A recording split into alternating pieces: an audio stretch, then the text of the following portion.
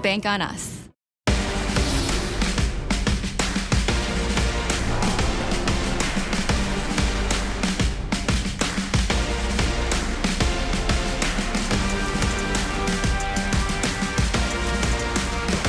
This is the Bison Football Show with Coach Matt Ince. Brought to you by Gate City Bank and Pepsi. It's a bye week, but we're still here for you on the Bison Football Show in our WDAY studios. As you can tell, a fun, different look, a roundtable type discussion here this evening on Sunday night. Happy to be joined by two of the three members of the Bison football television broadcast from WDAY. Of course, play-by-play man Dom Izzo, Bison great Kyle Emanuel. And we're going to have some fun here this evening, talking all things NDSU football, taking a look back at what we saw in non-conference play and also what's shaking around the Missouri Valley Football Conference as well. Gentlemen, welcome in. Great to have you. We appreciate it. Dom, start with you. 3-0 for Matt Ince and his Bison football team to begin this season. What have you learned so far about NDSU in 2021? Quincy Patterson can throw the ball. I think that was the question we talked about before the season got going. He could certainly do that. Running backs, as per usual, there are plenty of them that are running hard.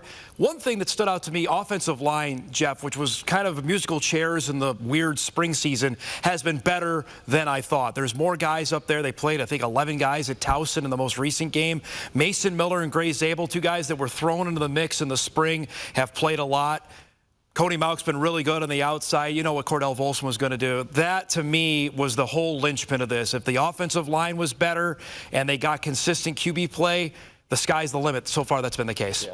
Kyle, defense obviously has been outstanding. Shades of what we've seen from the Bison that you were a part of and those great national championship teams. What do you like right now? Well, number one, I think the spring paid off. I think, you know, the results maybe weren't what Bison fans wanted in the spring, but I think you're seeing young guys set a lot of the roster carry over to this fall, and I think it helped. Those reps were valuable for those guys, and it's paying off here. But to your point, defensively, you can tell that takeaways were an emphasis, and I talked to Coach Grant Olson, you know, my buddy, and just how much they emphasize that, how much more they're tracking it in practice, and it's shown on the field. They're turning the ball over. I think they're averaging give up 4 points a game right now, and one of those is a garbage touchdown to Towson at the end of the game. They have been, I mean, I thought they would be good. They've been better than I thought they would be so far this fall. Yeah, we're going to see some of those numbers as well later on here in this opening portion of the show. All right, let's get a little whip around action going on. What's going on? What's happening around the Missouri Valley Football Conference? Want to get the thoughts of these two. And obviously, you start with the Bison, but you have to talk about, Dom, South Dakota State with their win at Colorado State to start the year. Well, that opened everybody's eyes. You and I talked about it the day after it happened. Colorado State's not a good, for now, Mountain West team. We'll see what they are in about 2 weeks' time. But Oladokin looked really sharp. Obviously, we know what they have in the backfield. Isaiah Davis being hurt, out for a while, possibly be back for the Bison game in early November, which would be interesting. But they're loaded. They had everybody back, Jeff, to get going as long as they had consistent quarterback play. I'm on repeat here, and they've done that so far. Granted, I know they played a D2 team, but so far it looks so good for the Jackrabbits. Well, the blueprint as well, right? I mean, you look at how they have been able to develop depth along the defensive front. Kyle, their offensive line has become better as well, and you're smiling right now. Do you want me to ask you? Should I ask about the Jacks for you? Well, you know how hard it is for me to say something nice about the Jackrabbits. We talked about it before the show, but I have to. I mean, they look dominant. As Dom said, you have to give credit where credit is due. I don't care who you're playing. You go on the road to a Mountain West team, and you look as good as they did against Colorado State. And, you know, probably shoulda, coulda, woulda, maybe been national champions in the spring. They look really good and dominant so far, and they're going to be a force to be reckoned with here in the Missouri Valley. All right, Northern Iowa, another rival of NDSU's. Big question for you and I has always been, how are they going to move the ball? What are they going to do with their offense? Well, it's a new day with the UNI offense, and that's Michigan State transfer Theo Day, Dom. They've changed quarterbacks, they've moved on, and it looks like it's paid off, where early in the year with Will McElvain against Iowa State, they were close, but they just got over the hump finally. I just thought they were always limited with him, Jeff, that McElvain could do some things, but just even from his play up here 2 years ago, I just didn't think he was the answer. Theo Days looked sharp. They won a big road game at Sacramento State. They had to have that one. Now 2-1 getting into conference play. They're going to be there when we get here to October 9th. Kyle, you know you're always going to get great defense from Mark Farley-led teams. What does an offense and actually complementary football bring to you and I now what we didn't know about them before the season. It's scary. And with Northern Iowa, they're always one of those teams sometimes they just leave you you question, like, well, what happened? You know, they're always a solid team, and they're always, sometimes it seems like they'll lay an egg, and maybe it's because of that offense that they haven't had. And I agree with Dom. Will McElvain, he showed flashes at times. You're like, this could be the guy, but it just wasn't consistent enough. If you give that team an offense, again, I think the Missouri Valley, I mean, we're getting into more, but it looks good this year. It looks better than, I would say, even, well, obviously spring, I don't really count, but even better than 2019. Yep, our look around the valley as well, brought to you by Gate City Bank. All right, how about the Salukis of Southern Illinois? They took Kansas State all the way to the end. Nick Hill has built something really, really strong right now in Carbondale, and they're climbing the ladder of the hierarchy in the valley. I was not a believer last spring. I wanted to see it. They went at Weber State. They scared the heck out of South Dakota State after the Jacks blew them out during the spring regular season. They've come out. They beat Dayton their last game. That's a Pioneer League team. They crushed SEMO, who I don't think is going to be very good in the Ohio Valley. This was eye-opening what they did in Manhattan.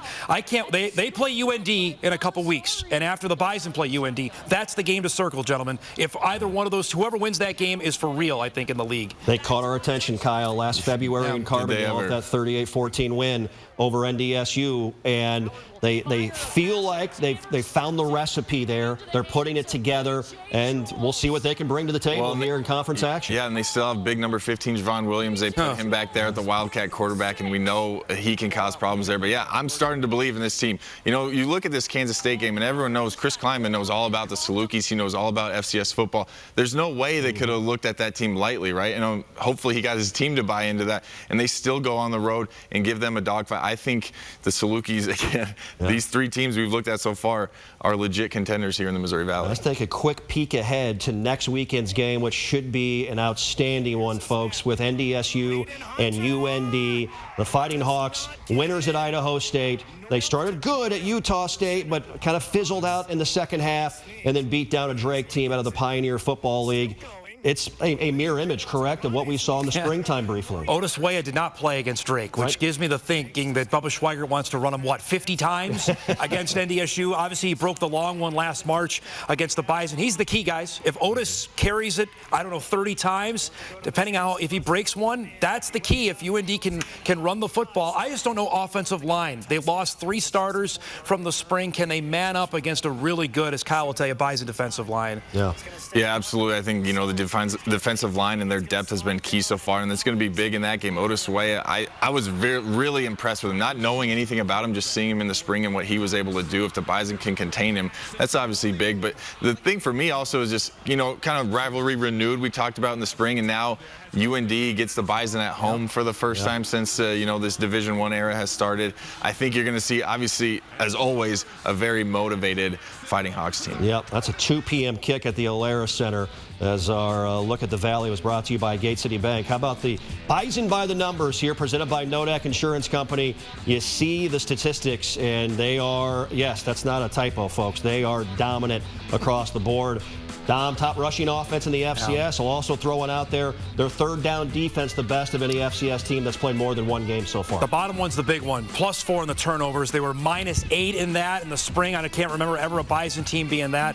That's the reason to me why this has flipped around. They're taking the ball away, just something they didn't do in the spring season. Coming up next on the Bison Football Show, look out. These guys put on the capes and the gowns and the caps. It's report card time, and we grade what we saw in non-conference play. That's coming up. Don't miss it. Better starts with convenience. Our 43 convenient locations make running errands easy. Better starts with trust. You can trust that your pre-approval is guaranteed on closing day, which is one less thing to worry about. Better starts with saving you money. No ATM fees and no minimum balances mean how you spend your money is up to you.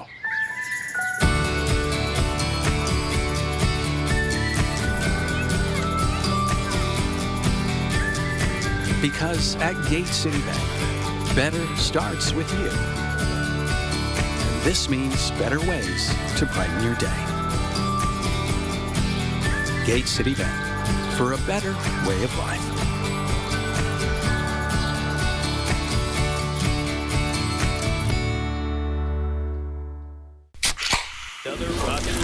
weekend.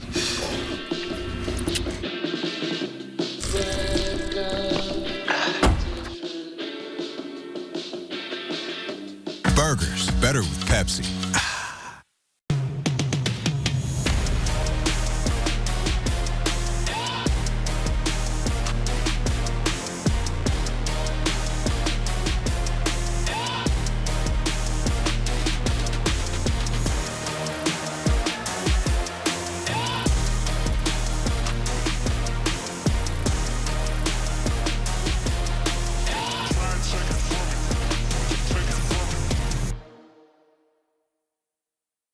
Bison Nation, this is head football coach Matt Entz.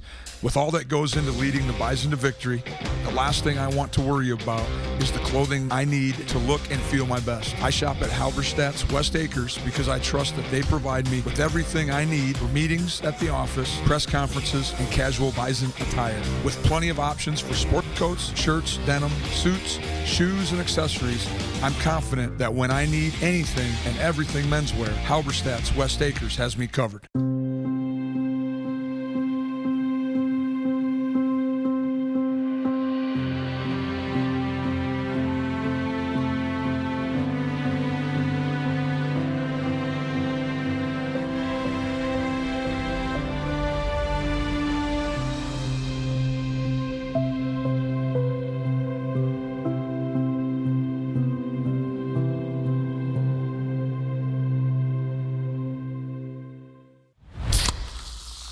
This one's for every sports fan who just spent the entire game explaining to someone the entire game. You've compromised enough. Pepsi Zero Sugar. All right, here we go. Time to grab non-conference report card grades from our guys here, Dom Izzo, Kyle Emanuel. They're going to put their caps and gowns on. All right, Dom, let's start with you. What did you see in non-conference play? Give me your report cards, brought to you by Nodak Insurance Company. All right, so I got some tough grades in high school, so I'm going to be a tough grader here tonight. I think offense, I know you guys are going to freak that they've scored this many points. I'll say B+. Just because I want to see him pass the ball. I know they haven't needed to. Kyle's going to remind me on that every time on the air. If you're running it, why would you stop doing it? Defense has been out of this world. We mentioned in our first segment how many times they've forced takeaways. They've been really, really good. The Mostar twins guys are just going to be absolute studs if they're not there already. And special teams, Jaden Price should have 2 punt return touchdowns.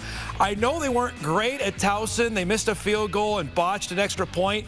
I still think that set them high above the Missouri Valley and what they've done on the special teams. All right, Professor Emanuel, what do you see here? Are you a tough grader of this group? 3-0, I'll remind you, in non-conference play. They are 3-0, but Dom, I think I'm even a tougher grader than you are. Oh, all right. Now, let's start with the offense. This easily could have been an A, as we alluded to. They're averaging over 40 points a game.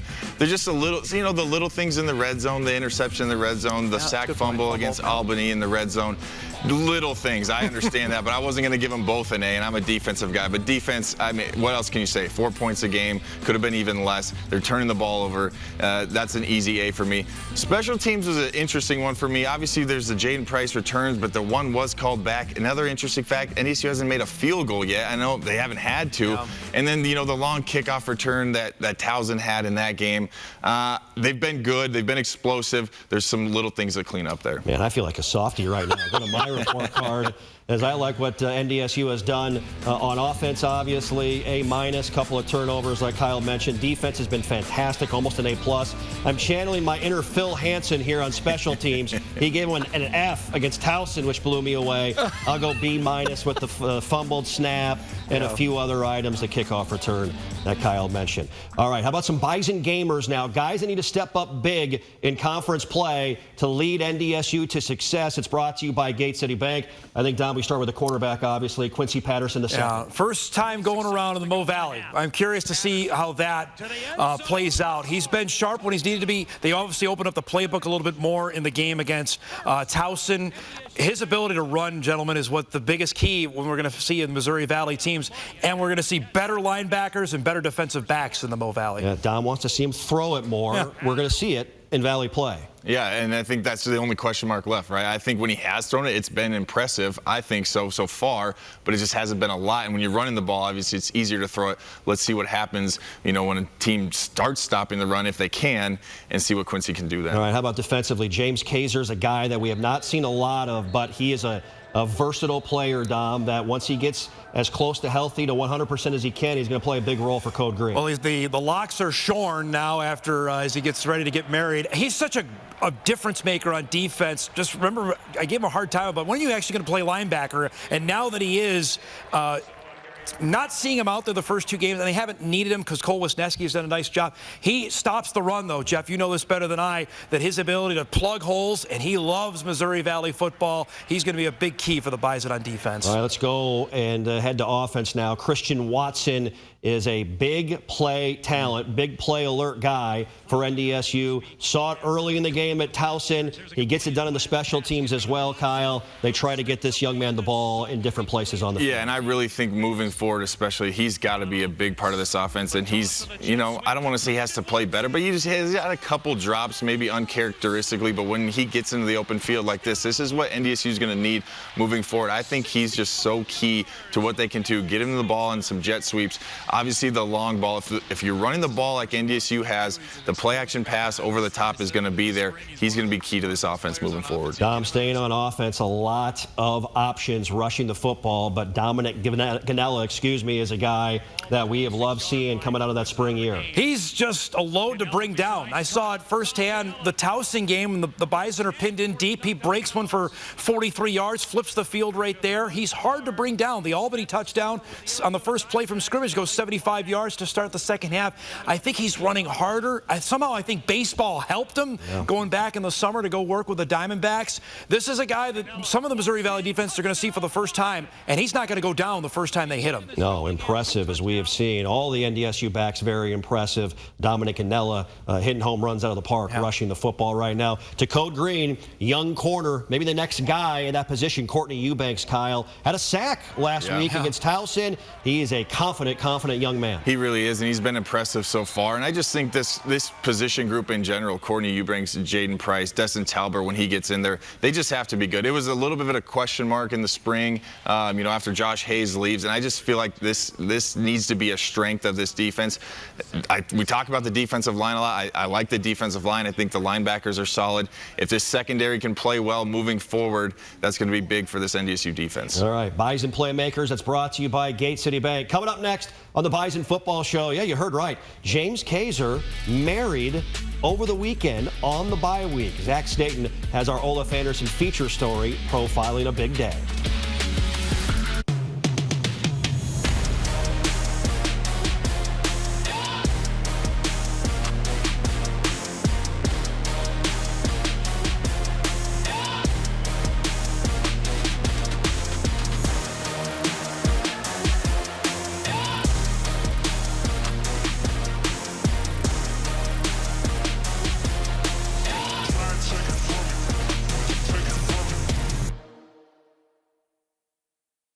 Since Nodak Insurance Company started, we've gone from paying by mail to paying online.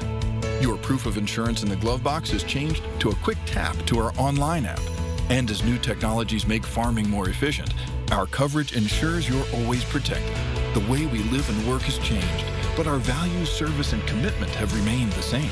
Nodak is constantly evolving to meet your insurance needs and deliver answers where and when you need them most. Nodak Insurance Company. Agents with answers.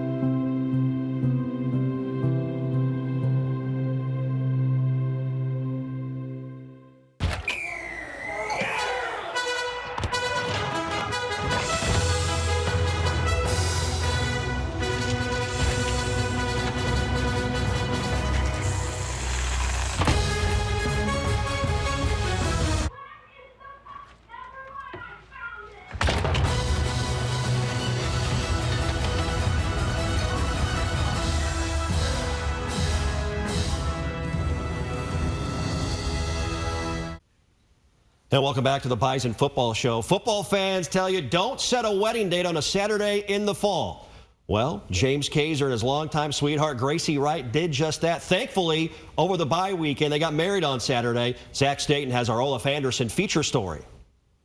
Everything this fall feels a bit more normal for James Kaczor. We got to be together every day. I mean, it's 6:30 till 9:30 at night, and you really don't leave each other's side, so it's been good for us. But this year's bye week will be a lot different from past ones. It'll be a busy time of life for sure. It's because James became a husband on Saturday, marrying his girlfriend, Gracie Wright. It's super exciting. Me and my fiance, Gracie, are ecstatic to get married. Man, life's exciting. Life is very good. He proposed to her when the spring season ended in an emotional way. I went back home to St. Cloud, where I'm from, and before we left town, I took her to the cemetery because my dad passed away when I was very young, and so I took her there and proposed there. It was super special. She kind of stood there in shock for a while, and I was like, can I put the ring on you now? Because she was just standing there like, oh my goodness, oh my goodness. And it worked out the date they wanted to get married was the same week the Bison would be off. It gives the fall season a special meaning in many ways. The Lord has blessed me with a beautiful fiance and the ability to play this great game. And if you ask him if he's looking forward to the UND game or the wedding, James is a smart man. You got to be careful with this one, I know. But... The wedding. Reporting for the Bison Football Show, I'm Zach Staten.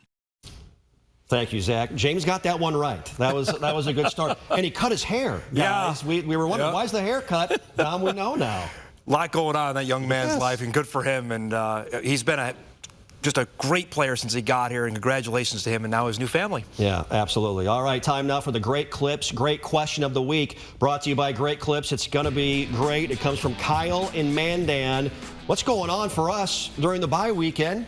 Kyle Emanuel, what do you got happening? What's going on? Well, you know, for me, I'm going to a wedding, actually, just like James. Yeah, I'm flying to a wedding. But I think the bigger question is, what do the players do? You know, and I think a lot of people think, well, it's just an off week. Well, I was always told it's a bye week, not an off week. They're still out there. They're still grinding, trying to get better. Rest up physically, get away mentally, but they're still out there trying to get better. Dom, what do you got shaking this week? Football, don't we? Football and Paw Patrol, which is #1, I know, for both you and me. Yeah, no question about that. That's our Great Clips, Great Question of the week. Thank you to Kyle and Mandan for passing that through. All right, coming up next, Logan Campbell with our Peterson Farm Seed Future Crop of Bison. It hits close to home. That's coming up next.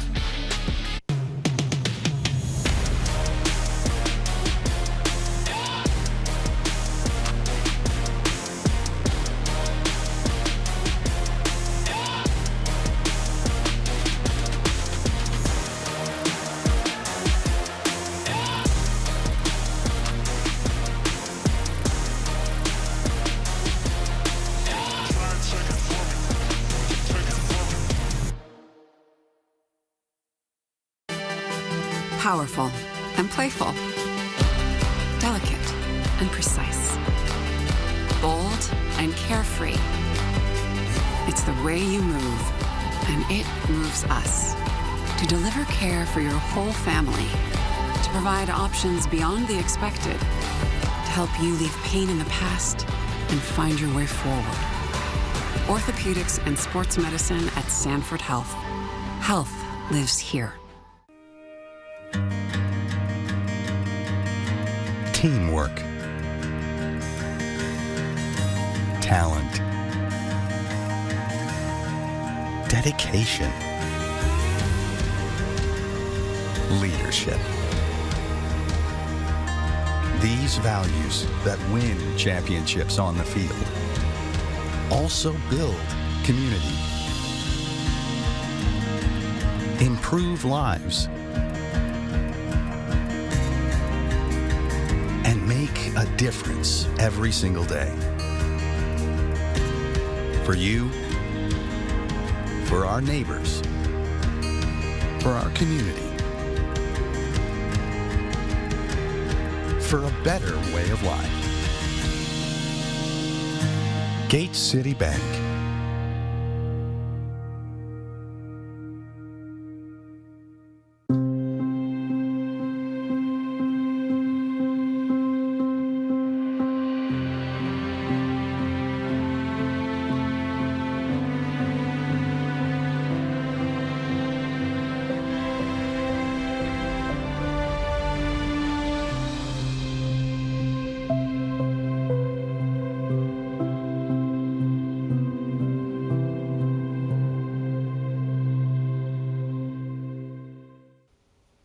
And welcome back to the Bison Television Show. Enock Sibomana, a multi-sport star at Fargo South. He's a Bison now, and we're happy to have him. Logan Campbell has that feature in our Peterson Farm Seed future crop of Bison.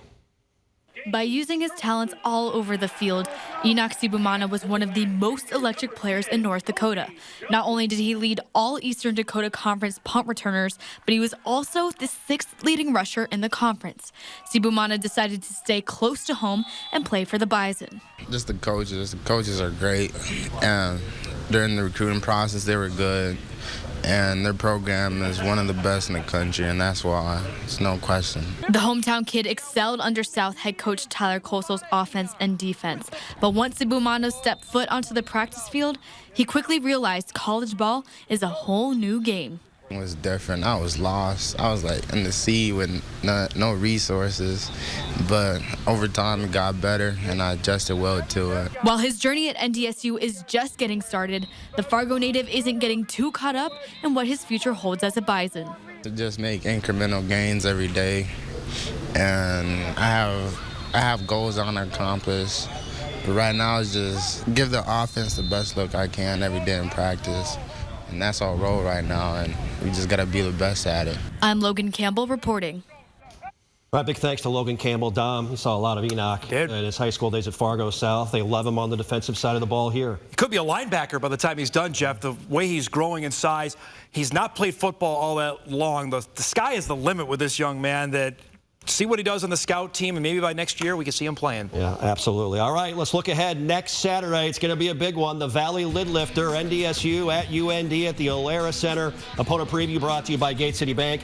Kyle Emanuel, give us some thoughts on this big matchup. Well, obviously it's fun given the rivalry and everything that's gone on, especially you look at last year in the spring, and UND was arguably favored in that game. They come out and kind of lay an egg. Bison take it to them, so I think that's some added motivation. But let's be honest, it's going to come down to the front. Dom mentioned it at the top. It's going to come down to who can run the ball. NDSU wants to run it.